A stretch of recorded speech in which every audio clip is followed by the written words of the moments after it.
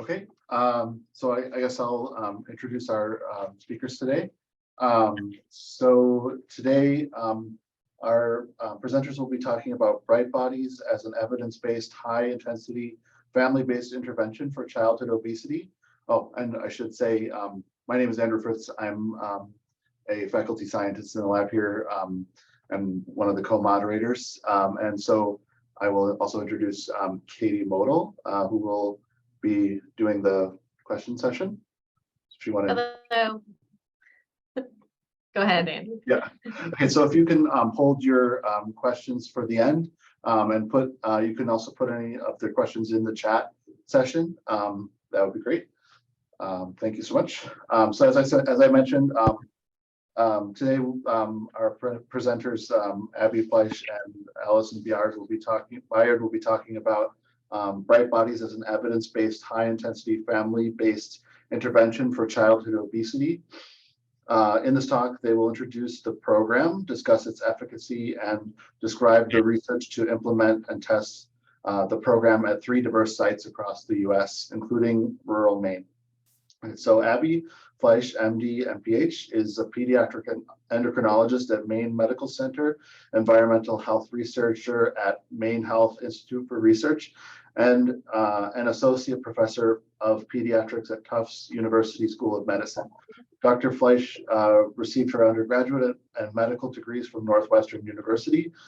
She completed residency in pediatrics at Boston Children's Hospital, Boston Medical Center, and fellowship in endocrinology at Boston Children's Hospital. She received her master's of public health from Harvard T.H. Chan School of Public Health. Dr. Fleisch's research is focused on environmental chemical predictors of childhood obesity and interventions to mitigate obesity.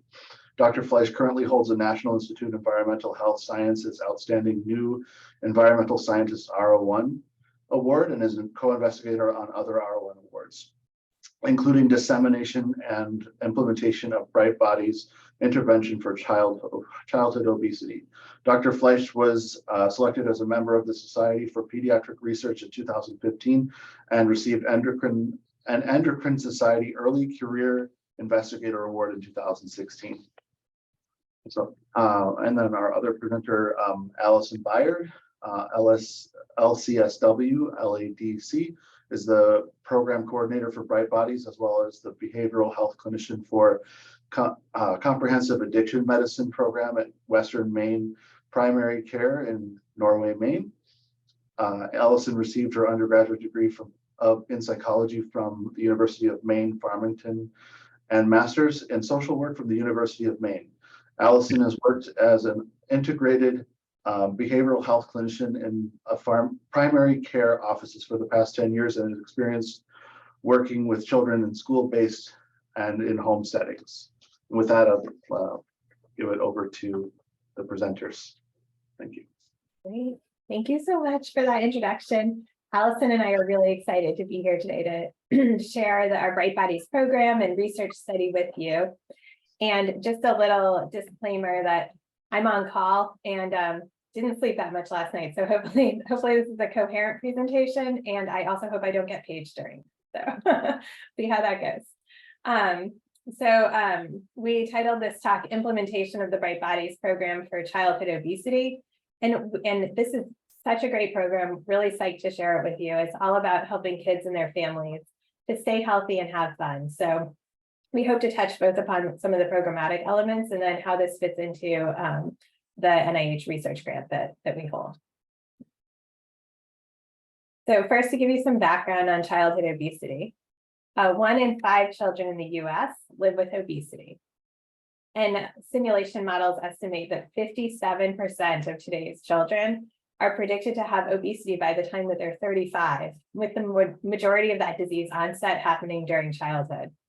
And the medical costs of obesity are really outstanding, so over $113 billion per year in the US.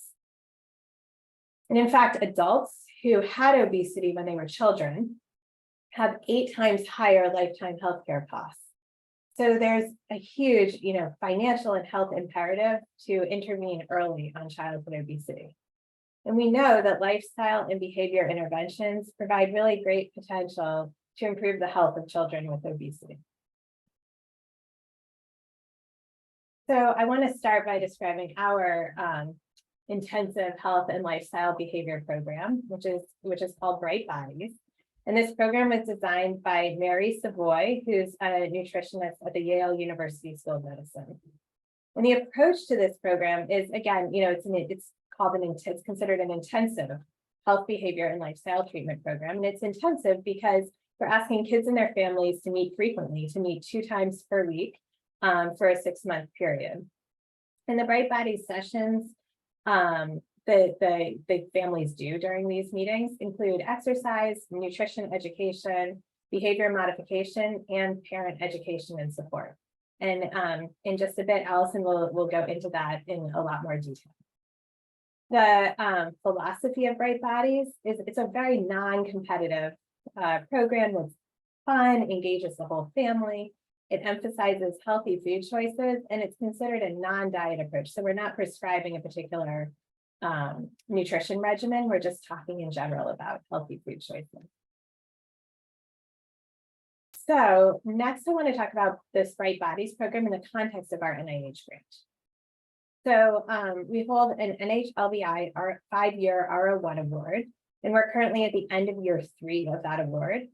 The PI of the grant is Mona Sharifi at Yale, and I'm the Maine Health Site PI. So this R01 was awarded to Yale in 3 racially, ethnically, and geographically diverse sites. Those sites are in Alabama, San Francisco, and then we are the Oxford Hills, Maine site. And to take you through the timeline of this grant, what we've been doing over the 5 years. So in year 1, we set out to survey and interview all the sites or many of the sites across the US who acquired Bright Bodies over the last 15 years. And we talked to people at these sites about the barriers and facilitators to implementing and sustaining the Bright Bodies program at their sites. And this was a mixed methods approach. So we did this through both surveys and through interviews with particular individuals of these institutions. Then in year 2, we aim to take what we learned from year 1 and optimize the curriculum. And that was a year of planning where we planned for the program to be run at each of the 3 sites. Years 3 and 4, which is where we are now toward the end of year 3, the goal is to implement the optimized Bright Bodies program at each site. And in year 5, we'll be evaluating the efficacy of the program and its cost effectiveness. So years 3 through 5 are a multi-site clinical trial. Our long-term goal is to establish a model to further disseminate and sustain the Bright Bodies program in each of the 3 states and then across the US and globally. So I want to next talk about the evidence that supports the use of Bright Bodies for childhood obesity treatment. So in 2017, the United States Preventative Services Task Force recommended a high-intensity lifestyle intervention like Bright Bodies. The US PSTF specifically endorsed comprehensive, intensive behavioral intervention for kids 6 years and older with obesity. They said that interventions should include 26 contact hours or more over a period of 2 to 12 months. So this is in line with what Bright Bodies does. And among the US-based interventions evaluated in the US PSTF report, Bright Bodies yielded the greatest reduction in BMI. And in fact, just a couple of months ago, the American Association of Pediatrics came out with, for the first time ever, a CPG on obesity. And this CPG reiterated and expanded upon what the US PSTF report said, again, recommending programs like Bright Bodies. So this new CPG specifically recommended non-competitive, intensive health behavior and lifestyle treatment programs that engage the whole family. And some of the new elements that the AAP CPG added was they said, this program should be open to all comers, all kids greater than age 6 who have a BMI in the obese category. They said we should not be restricting eligibility to a program like this based on obesity severity, based on the presence or absence of comorbidities, or even based on readiness to change, that this program should be offered to everyone. The AAP CPG also says that it should be prompt, first line treatment. That there shouldn't be a period where kids and families are trying on their own first. It should be when someone comes into the clinic, they're immediately referred to an intensive behavior and lifestyle program. AAP CPG reports that intensive health, behavior, and lifestyle treatment programs have a larger body of evidence of efficacy, even than medications, than pharmacotherapy. And in fact, medications are generally recommended only in kids who are greater than 12 years old and only an adjunct to health, behavior, and lifestyle treatment programs. So a real call in this new CPG to improve access to intensive health, behavior, and lifestyle treatment programs like Brightbox. So next I'm going to talk about the randomized control trial that took place at Yale in 2007 and was published at that time in JAMA, showing the efficacy of Brightbox. In this RCT, kids with obesity were randomized to either Bright Bodies or to standard of care. The kids who were randomized to the Bright Bodies program met 2 times per week for 6 months, and then 2 times per month for another 6 months. And the kids were followed in the trial for a full 24 months. So there was an entire year there with no intervention. The standard of care participants over that 2-year period attended their multidisciplinary pediatric obesity clinic every 6 months, where they had medical assessments, nutrition and exercise counseling, and psychosocial counseling. So some of the same elements, but the kids who participated in Bright Bodies did this much more frequently and in a group setting. And they found that the kids in the Bright Bodies program, as compared to the kids with standard of care, had improvements in their weight gain and their BMI-Z score. So you can see here in this graph that kids in the control group, in the standard of care group, this is the open circles, really didn't have much change in their BMI-Z score over the course of the 2 years. Whereas kids in the Bright Bodies right away decreased their BMI-Z score, and then that decrease was sustained throughout the duration of the program, and then even for the 1 year beyond, where they were no longer engaged in the program. And to kind of put this into BMI-Z, I think can be difficult to conceptualize. So to put this into a little bit more lay terms, as compared to the standard of care, by 24 months, the Bright Bodies participants had gained 13 pounds less than the kids in the standard of care, and they had a 2.8 kilogram per meter squared lower BMI.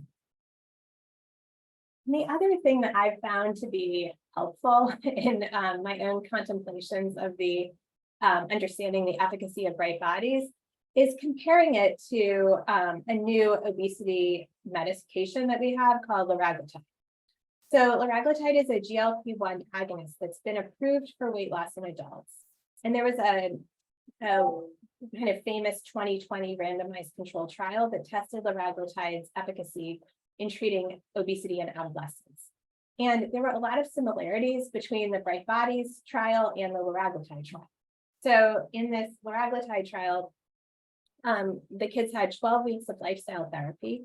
Then they were randomized to the medication or to placebo, which they took for 13 months, so for about a year. And then they were followed for 6 months without any treatment. And similar design, similar sample size to the Bright Bodies trial. So when we're kind of comparing these head to head, Bright Bodies is actually superior to this, to what is currently our best medication to treat obesity in adolescents. So kids in Bright Bodies, at the end of 12 months, so at the end of the time that people were still engaging in the program, or were still taking the medication, in the case of liraglutide, kids in Bright Bodies had gained 16 pounds less than controls, whereas kids who were taking the medication gained only 10 pounds less than controls.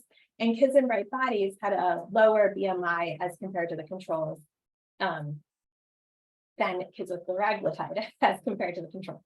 And then at 24 months, when we're looking at like the data when kids have now not been enrolled in the intervention or not been taking the medication for some time, we're still seeing that Bright Bodies, kids who engaged in Bright Bodies had a superior benefit in their weight gain and BMI as compared to standard of care. had a benefit in their weight gain and BMI as compared to the liraglutide. Okay. Also, that original 2007 RCT looked at the efficacy of bright bodies in improving obesity-related comorbidities. And indeed, kids who engaged in the program as compared to kids who just had standard of care, they had a dramatic drop in their insulin resistance and their propensity to diabetes right away that was sustained not only throughout the program, but even beyond. And among children who were enrolled in bright bodies who had pre-diabetes, 42% of participants in bright bodies versus only 7% in the control group reverted from borderline high back to normal blood sugar values. So bright bodies seems efficacious in improving blood sugar, improving propensity for diabetes. Also, as compared to standard of care at the end of the trial, at 24 months, the bright bodies participants had lower total and LDL cholesterol. Kids who did bright bodies as compared to the controls had improved self-efficacy and self-concept scores. And also the program had really high retention. So about over 70% of the original kids enrolled in the program were still enrolled after 12 months. And this is really a testament to the curriculum that Mary designed and the engagement with the kids and how much the kids loved it. And you'll see when Alyson talks that this is true here in Maine too. Very recently, so since this new grant was funded, the Yale team looked at the cost effectiveness of bright bodies versus standard of care. And they found, this was recently published, and they found that bright bodies cost just over $1,000 per child, which was $360 higher than the cost of standard of care, but had a huge health savings. So the projected healthcare cost savings per child over 10 years was over $700. And by 3.5 years, kids who were enrolled in bright bodies already had a health cost savings as compared to those who were not. So next, I'm going to transition to talking a little more about the results from the current NIH grant. So if you remember that AIM-1, that first year AIM, was to survey and interview sites across the US who had acquired bright bodies over about the last 15 years, and to talk to them about barriers and facilitators to implementing and sustaining the program. And I was only peripherally involved in this project, in this AIM, but the group first worked on developing instruments together. So there was a survey and 2 interview guides, and these included both cipher constructs and ORCA items. Next, they identified all of the sites where bright bodies had ever been disseminated and started inviting key informants from those sites to do the surveys and to participate in the interviews. And in the end, we're able to interview 12 people at 10 different sites and survey 21 people at 16 different sites. And what we found was that the sites, there were several both facilitators and barriers to implementing bright bodies at these different sites. So some of the facilitators were the very high quality of evidence behind the bright bodies program, high demands these days for obesity programming, institutional investment, and partnerships with local organizations, both for space and staff. Some of the barriers to implementing bright bodies, the most common cited was funding. Also, people talked about staffing, especially maintaining an interdisciplinary team. So the Bright Bodies program requires a specialist in exercise, nutrition, and behavior modification with sufficient availability. And another barrier was the family's limited time and flexibility, which impacted participation and retention. So many of the prior sites who had acquired the program offered the program only during the daytime or right after school, not during the evening. Next, I'm going to talk about the clinical trial. So this is where we are right now in years 3 through 5 of the grant. And this, if you remember, again, was to implement the optimized Bright Bodies program at the 3 racially, ethnically, and geographically diverse sites, and then to test the program's efficacy. So eligibility for the clinical trial is that kids need to be 8 to 12 years of age with a BMI in the obese category. And to be eligible for our research study, they need to have been enrolled in the Bright Bodies program. Exclusion criteria are kids who are planning to move from the area during the study period are excluded. Also, if they're participating in another high intensity lifestyle program or planning bariatric surgery in the next 6 months. Kids with chronic medical conditions that limit their ability to do the physical activity or in some way change what they can take by mouth are excluded. We can only have 1 individual per family, and anyone who joins our program after the 4th week that it's is not eligible for the study. And the goal across the multi-site study was to recruit 120 kids. So this is 40 per intervention site. The primary endpoint of the trial is the 1-year change in BMI in the intervention versus comparator groups. And so Yale's going to be using EHR data that they're collecting from each of the sites. And they're collecting data both from the intervention regions and from comparator regions. So the comparator group of kids are kids with no access to Bright Bodies because of their residential location. And those comparator kids are matched to the intervention participants by weight status, age, sex, race, ethnicity, and insurance type. The clinical trial is also looking at some secondary endpoints. So we'll look at child and parent BMI change at earlier time points at 3 and 6 months. Also at some health-related behaviors. So the child quality of life, disordered eating, dietary intake, physical activity, screen time, sleep, and then caregiver stress.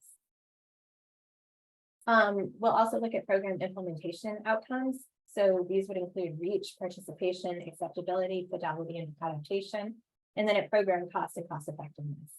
And then the trial also has some very exploratory endpoints, including blood pressure and lab tests for obesity-related comorbidities that would be collected as part of routine care and found in the electronic health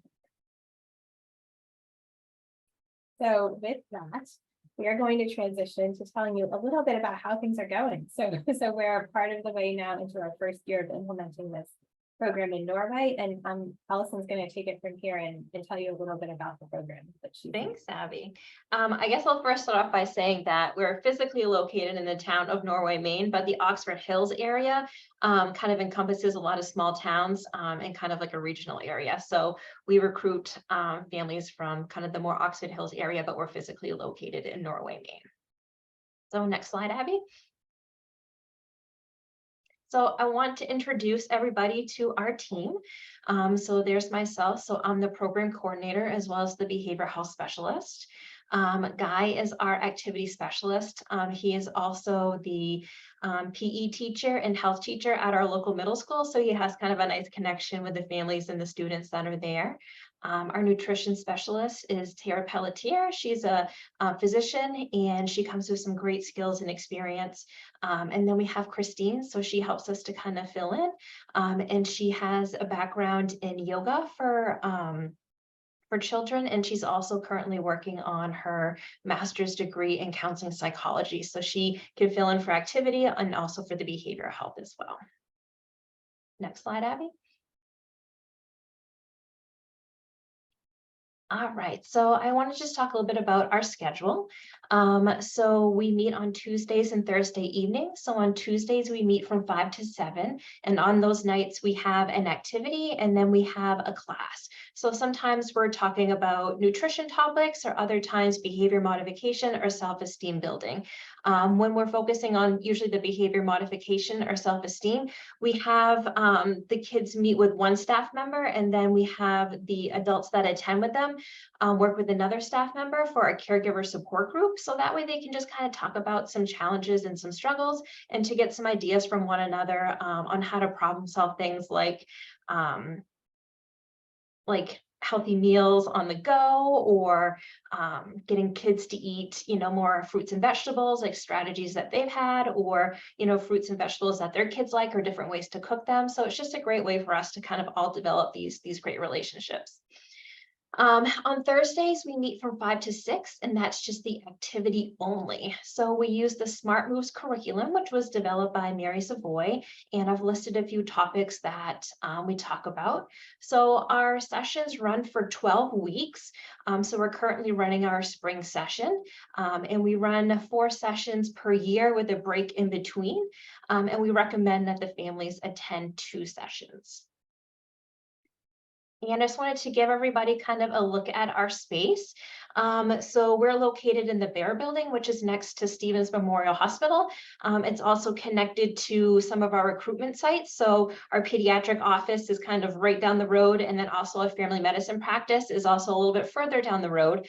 But they have graciously allowed us to use this, we call it the shell space. So it's this open room that we have to use freely we do our education classes there, and also our physical activity there as well too. So we have some nice bright windows that allow some sun to come in. It's a great space for the kids and the families. I'm going to talk again for a couple of seconds about study recruitment. Our site goal, if you remember, was to recruit 40 families over 24 months to 30 months. I think we're likely going to extend the program a little longer than the 2 years. And after having done this now for 9 months, we're somewhat close to target. So we recruited 51. We referred 51 kids have been referred to the program. 14 have participated, but some of those were SIBs of study participants. So there were 9 actual study participants. So as you can see, a bit of a gap between the referrals and then the people who actually come to the first session. It's hard to, as other sites have said, for kids and families to find time in their day to be able to come to this program twice per week. We have amazing retention. So kids who come to the very first session always stay after they meet the team. They've really, really enjoyed the program. And because of our rural location, we anticipated recruitment was going to be a challenge, and we just continue to go full force adapting to that. So initially, we took referrals from primary care providers where they would see a kid during clinic visit and make a referral during that clinic visit. And we were doing that at 2 local clinics. And at those 2 local clinics, we knew that there were 250 eligible participants.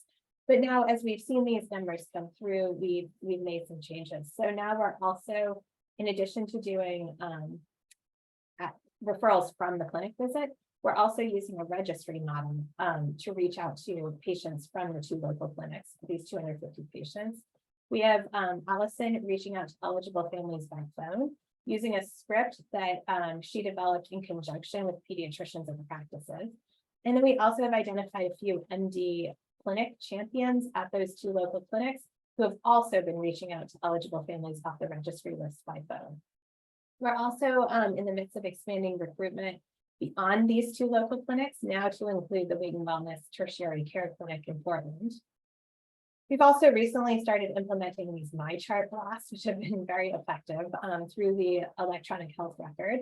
So for our last session, we recruited people through a flyer MyChart blast, and we're currently in the midst of working on video, which will be so cool that we can also blast through MyChart, and that families can have the option of viewing together with their primary care provider in clinic. Allison started a quarterly newsletter, which she sends to participants, referring physicians and community stakeholders. And she has organized some social media publicity through Stevens Memorial Hospital social media page. Thanks, Abby. So with our recruitment, we've definitely had some helping hands along the way. And so Emma Daybranch has been really great at connecting us to some local resources. We presented to her Western Maine Community Engaged Research Group, and they have been extremely responsive and helpful. Anytime we're looking for a resource, Emma gets us connected with them really quick. They've helped us with staff when we've been looking for options for meals for the families, and also when we were looking for a space to kind of hold our program. So Emma reaches out to us, prior to their meetings, and she asks for an update that she can share with her group. And then also if we have any questions or needs, and we're just so grateful for that group support, and they're just so responsive either later on that day or the next day. We have people emailing us with ideas and suggestions and resources. So it's been extremely helpful. So during our fall session, we had families during one of our caregiver support groups. One of our families mentioned that coming to our program, especially leaving at 7 o'clock at night, was really difficult for them. And they shared that sometimes they go through the drive-thru on the way home just because it's convenient and they're hungry. So that led to a great conversation about making choices in the drive-thru. And we actually have part of our curriculum, there's a lesson called Meals in the Fast Lane on how to make some of those choices in the drive-thru. But we also kind of talked previously as a team before about offering meals to our families. And so this kind of expedited it. So we wanted to be able to meet our families where they were at and to help meet some of their needs. So we partnered with the local or the dietitian department at Stevens Memorial Hospital. And so they have been working with us on providing healthy meals for our families. So we're able to kind of have a menu that came together, and we submit an order each week, and the dietary department packages up these wonderful meals for our family. And then we're able to provide meals to our families so that way they can take home and eat it after the intervention. So the meals go to the child and also the adult that comes with them.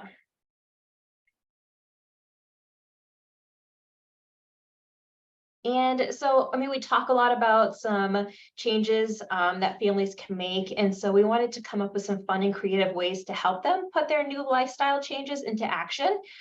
So we gave the kids an opportunity to try new things kind of with us, like adding fruit to their water without adding, extra sugar. And so we cut up some not some vegetables, but some herbs and some fruits, and they were able to put them in their water bottles that they come with. And so the kids had a great time just kind of coming up with some, different fruit combinations. And I will say kiwi was the favorite among the kids. So another way that we talked about adding flavor to food was with fresh herbs. So at the beginning of the sessions, we have the kids plant some herbs and some vegetables. And so we keep them there at the program, and they get to water them and watch them grow over the 12 weeks. And then at the end, they get to take them home to try them in their meals. So we emphasize modification and setting realistic goals that can be incorporated into real life. So we all set goals, the kids do, the families do, and even the staff gets involved. And we all work together as a team, and we all come up with something that we want to work on in the next week. So here are some examples of some actual goals that the kids and the families are going to be working on. So we check in the following week, and we just talk about how it went, if any problems came up, and then it's a great opportunity for the families to work together to kind of problem solve or to give each other some ideas. The kids are just so motivating and inspiring, and just love to hear what they're going to come up with next.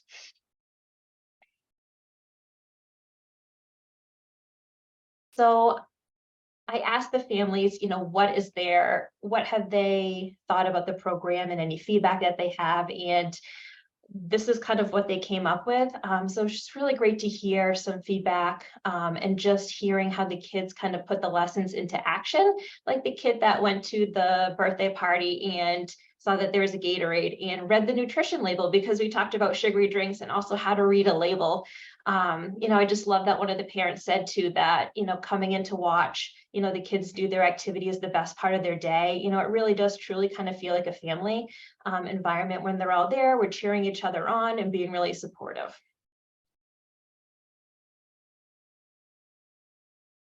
And so this is what the kids say. So they love the activities. Of course, that's their favorite part. Everybody loves Guy, who's our activity specialist. He comes up with some really creative games. And so there's one that the kids like, it's called Spud. It's kind of like a spin-off of like horse or, with the basketball game. They also like running tic-tac-toe, builders and bulldozers, kind of picking up and knocking down cones, which is actually really great cardio work. And then we tried some new activities called Tabata, which is like short bursts of intense activity with a short break. And then also yoga. Christina's been helping with her expertise in that, share that with the kids, and they've been really enjoying it. So our last session is we really want things to be strength-based and to promote positive reinforcement. So we have what's called Bright Bodies Bucks. And during the program, if kids show up and if they attend, then we give them $1 or a kind of a virtual dollar. If we see them helping out or being supportive of one another, they can earn these bucks. And then once they reach 10, they get to pick a prize out of a prize box. So things like crayons, coloring books, silly putty, socks, scrunchies, things like that they get to pick from. And at our last session, we really wanted to focus in on all the strengths. So we had this deck of cards and it's little pictures and it just lists off different strengths. And so when I meet with the caregivers for the caregiver support group, I spread out all the cards and I have them pick 2 or 3 strengths that they feel represent their child. And then at the end, we share that with them. And it's just this really powerful moment. And so Mary Savoy always talks about get the tissues ready. And she was absolutely right. It's so cute to hear the kids also give strengths to their parents back and share with them what they think their strengths are. And that's kind of where the tears come. We give them a certificate of completion. And at the beginning at orientation, as we're introducing our staff, we talk about our superpowers and what we think it is, or a superpower that we'd like to have. And so at the end, we reveal what their superpower is. And so we share with them what we've observed over the past 12 weeks. So here are some examples of some superpowers that the kids have.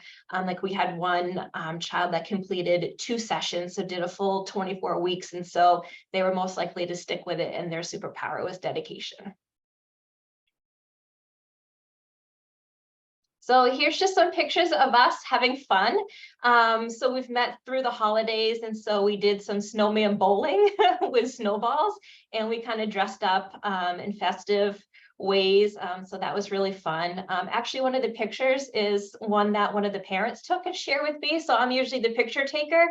But again, it just feels like a really big family, and they took that picture of all of us together, which I think was really great.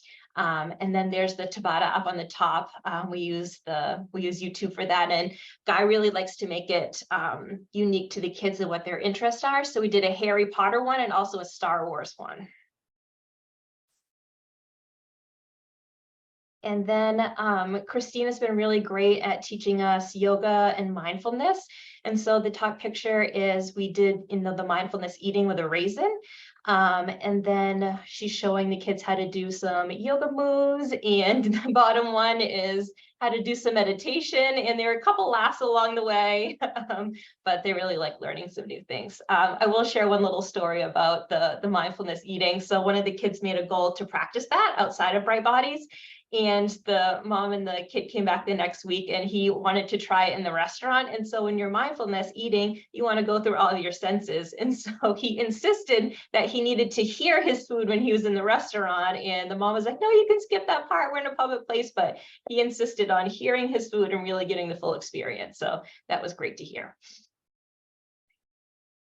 And I was just going to end by talking about some of our next steps. So in addition to closing out this clinical trial and analyzing the data, we're working towards trying to disseminate the Bright Bodies program in Maine. So we're having conversations with insurance payers and Maine Health to develop a model to disseminate Bright Bodies more widely across the state. And these efforts have largely been led by Tori Rogers from Let's Go, who's also a collaborator on this grant. We anticipate that there will be opportunities in the coming year to apply for contracts or grants from state and federal agencies to disseminate intensive health and behavior treatment programs, including Bright Bodies. So we're working towards that and look forward to providing additional updates in future years. We just wanted to, again, in addition to the staff who run the program, and Alyson already introduced those people and showed their pictures, just wanted to show up the pictures of those of us who are also working behind the scenes on this. we'd like to thank you for your attention, and we're really happy to take any questions. Okay, great. Thank you so much, Abby and Allison, for that overview of the Bright Bodies program. It's really exciting. I think if anybody has a question, they can feel free to raise their hands. We could, Abby, if you want to stop sharing, we could see the group a little bit better. And then there also, if you do have questions, you could also type them in the chat. We have one in the chat right now that says, did you note any correlation between BMI and children living in poverty or with homelessness?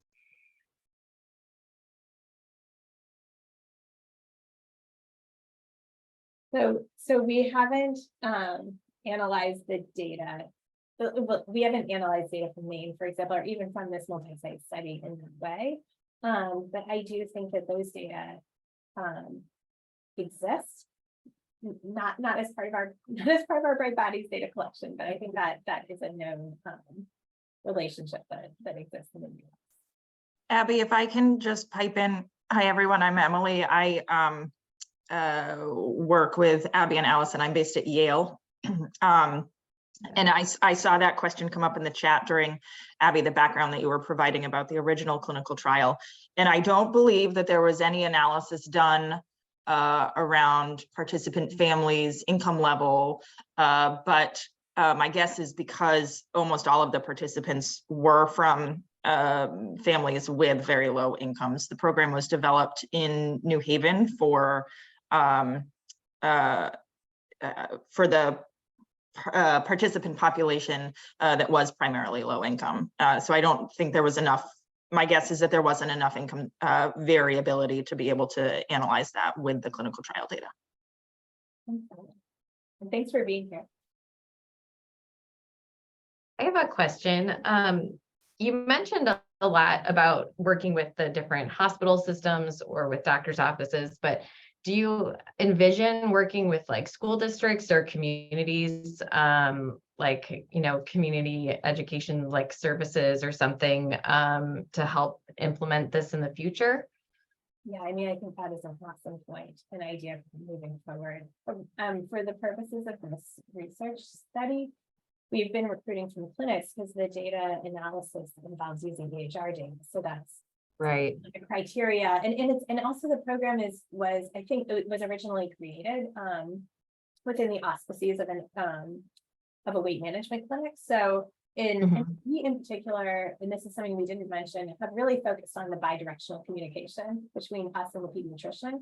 So it's kind of like as people come to their pediatrician for weight reasons, or if that's part of what's noted during the well-child check, this is it's like a treat. It's almost like a clinical treatment is how we're currently thinking about it. But yeah. I completely agree with what you're saying, and it's, you know, this amazing healthy lifestyle program and targeting people through the schools may be another mode in the future of trying to improve the health of our population. And I like that a lot. Great.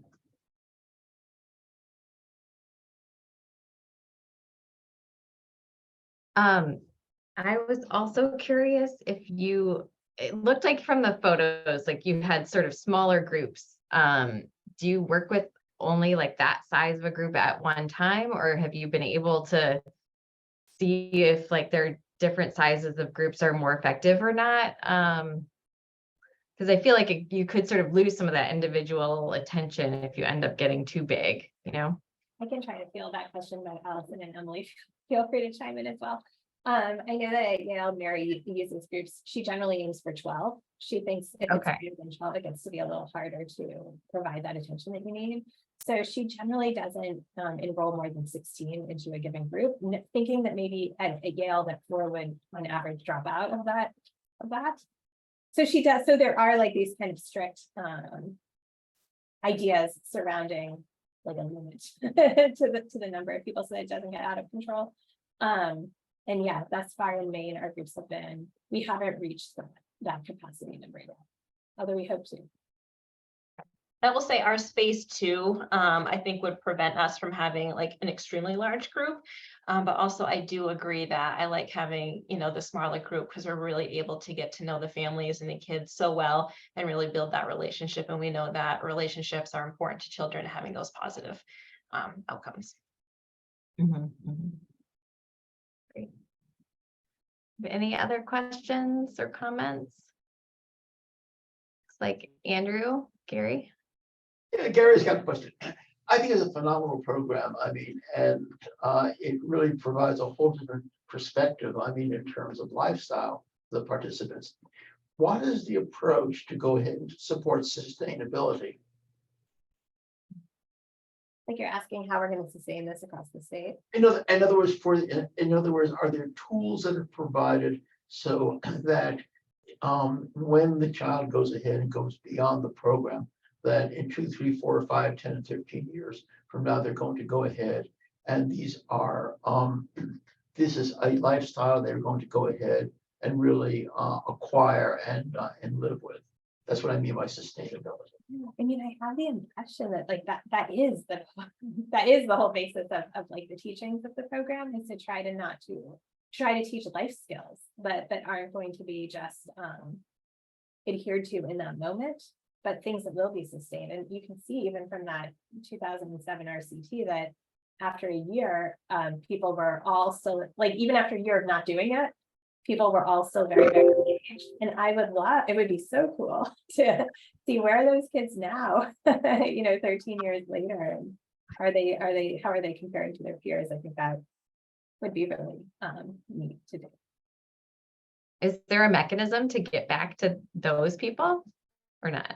I don't know, but I like the idea. Maybe Emily can help to bring that. I know that Mary's in touch with a couple of them. She has one former participant in particular who comes back every year to talk to each successive group about his experiences within and beyond Bright Bodies. I don't believe she's stayed in touch with all of them, but she has certainly, the relationships that Allison and Abby have been talking about that they're developing with these kids. I mean, that has just been fundamental to the program since the beginning. So. And we've had the participant that we've had that's done kind of 2 sessions already. You can just see them like take on naturally that leadership role. When the kids are kind of showing newcomers like how to learn the ropes and how things work, and just being really supportive and encouraging. So it's really amazing to watch.